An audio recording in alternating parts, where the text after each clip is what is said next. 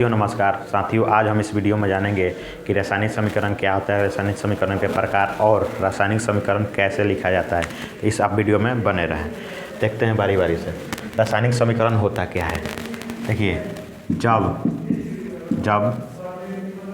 अभिकारक और उत्पाद को संकेतों के माध्यम से लिखा जाता है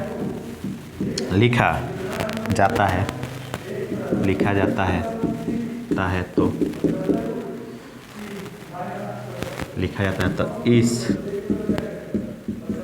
प्रक्रिया या क्रिया को रासायनिक समीकरण कहते हैं। जैसे एग्जाम्पल में देखिए, जैसे क्या है, H2 है प्लस O2 है, H2 है प्लस O2 है, H2 प्लस O2, ये दोनों मिलकर क्या बनाएंगे, H2O। लेकिन हम क्या डालेंगे यहाँ पे, देखेंगे कि यहाँ पे क्या है, ये दोनों क्या है, अभिकारक हैं।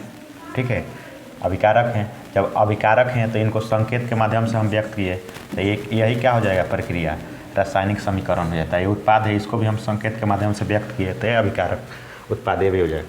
अब देखिए, इसके लिखने के नियम क्या होते हैं, इसके लिखने के नियम बहुत सारे हैं, लेकिन हम जो ज़रूरी है उसको भी देखेंगे, लेकिन उसमें तरह तरह का आता है, लेकिन फिर भी हम उसको देखेंगे। पहला इसमें क्या नियम है कि अभिकारक कल वाला वीडियो में बता दिए हैं, और उत्पाद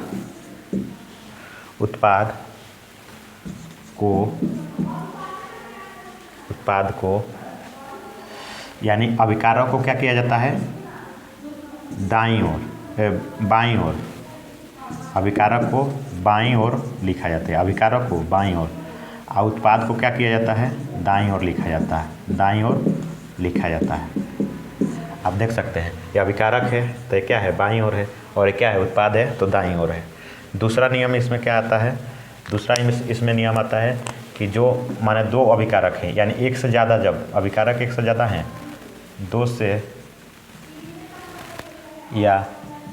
दो अभिकारक को बीच प्लस, यानी प्लस का चिन्ह से दर्शाते हैं,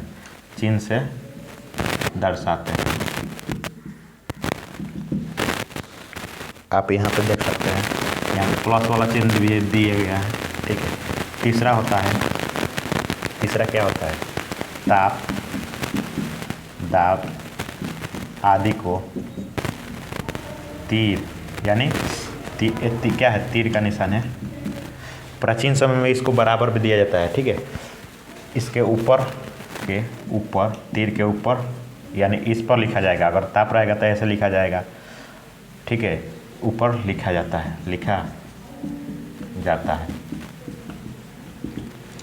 ठीक है, तो ये लिखने के नियम हो गए। ठीक है, और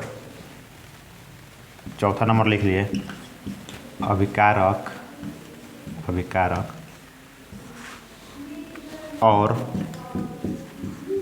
और उत्पाद के बीच इस एरो का निशान दिया जाता है। जैसे कि यहाँ पे आप दिया गया है, देख सकते हैं, एरो का दिया गया, अभिकारक उत्पाद के बीच एरो तीर का निशान चिन्ह लगाते हैं। ये हो गए रासायनिक समीकरण लिखने के नियम। हम पहले देखे रासायनिक समीकरण, इसको लास्ट में हम रिवाइज कराएंगे। अब देखिए, संतुलित रासायनिक समीकरण क्या आता है। वैसा रासायनिक समीकरण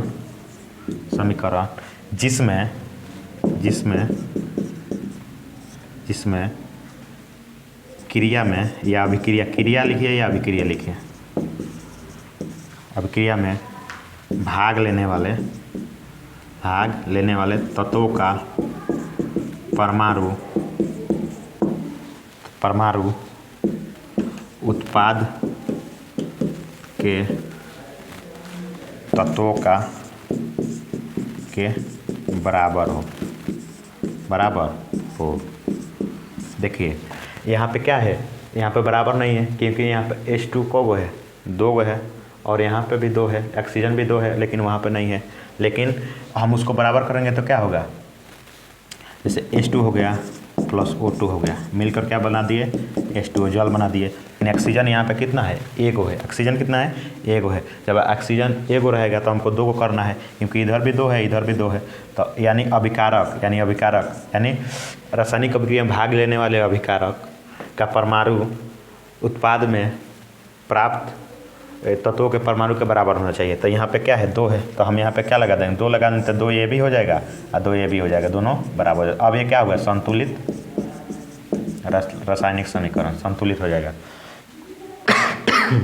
सॉरी, देखिए जस्ट इसका उल्टा होगा, ये असंतुलित क्या होगा, वैसा रासायनिक समीकरण जिसमें अभिकारक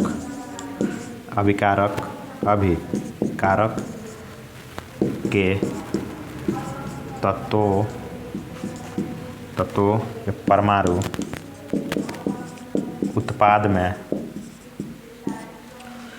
तत्वों के परमाणु के बराबर नहीं हो। जैसे एग्जाम्पल में ऐसे कैसे हो जाएगा, एग्जाम्पल में देखिए, एग्जाम्पल में हम देखेंगे Mg है, Mg magnesium plus oxygen O2 क्या मिलकर बना देंगे, मैग्नीशियम MgO मैग्नीशियम ऑक्साइड। अब देखिए ये दोनों अभिकारक हो गए, अभिकारक में तत्व ही भाग लेंगे, मैग्नीशियम भी तत्व ऑक्सीजन। अब ये क्या है, तत्वों का परमाणु यहाँ पे देखिए मैग्नीशियम 1 गो है, मतलब कुछ नहीं रहता है तो 1 गो रहता है, दिया रहता है तो वो तो दिखता ही है, माने एक दिखता नहीं है। यहाँ पे 2 गो है लेकिन यहाँ पे देखिए 1 हो है, तो यहाँ पे क्या है, यहाँ पे अभी ये संतुलित नहीं है, संतुलित नहीं है, ये कैसा है, असंतुलित है। यह असंतुलित है। तो यहाँ तक देख लिए। देखिए शुरुआत से हम एक बार रिवाइज करेंगे, रासायनिक समीकरण क्या था, जब अभिकारक यानी रासायनिक अभिकारक में उत्पाद के संकेतों के माध्यम से, यानी अभिकारक क्या हो गए, जो रासायनिक अभिक्रिया में भाग लेते हैं, रासायनिक अभिक्रिया में जो भाग लेते हैं अभिकारक, एक फर्स्ट वाले वीडियो में बता दिए हैं, अभिकारक में और उत्पाद को संकेतों के माध्यम से व्यक्त करते हैं तो उसे रासायनिक समीकरण कहते हैं। जैसे कि एग्जाम्पल में देख लिए H2 प्लस O2 H2O बना दिया, ठीक है। अब देखें रासायनिक समीकरण लिखने के तरीके या नियम, ठीक है, इसको रूल नियम भी कितने लोग बोलते हैं, तो आप ये मत समझिए कि सर गलत लिखे हैं, ठीक है। तो रासायनिक पहला होकर अभिकारक और उत्पाद को, अभिकारक जो होता है बाईं ओर लिखा जाता है और उत्पाद यानी जो हमें प्राप्त होता है वो किस लिए दाईं ओर लिखा जाता है, ठीक है। दूसरा है 2 या 2 से अधिक के जब अभिकारक आते हैं तो उनके बीच प्लस का चिन्ह लगाते हैं, देखिए यहाँ पे प्लस का चिन्ह लगा है, ठीक है।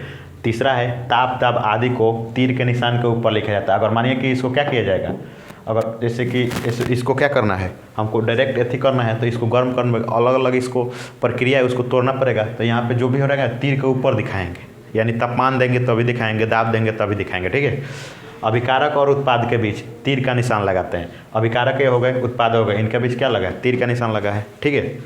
अब देखिए रासायनिक समीकरण के प्रकार, पहला होता है संतुलित रासायनिक समीकरण, वैसा रासायनिक समीकरण जिसमें क्रिया यानी अभिक्रिया में भाग लेने वाले अभिकारक के तत्वों का परमाणु संख्या, यानी अभिकारक कौन बनेंगे, तत्व बनेंगे, उनका परमाणु संख्या जो हो ना उत्पाद में प्राप्त तत्वों के परमाणु संख्या के बराबर होना चाहिए। जैसे कि H2 प्लस O2, यहाँ पे देख लिया 2 हाइड्रोजन है, यहाँ भी हमको 2 लगाना पड़ेगा। अब हो जाएगा 2 दूना 4, 2 दूना 4 प्लस O2, यहाँ पे 2 है तो 2 है, समझ में आया ना।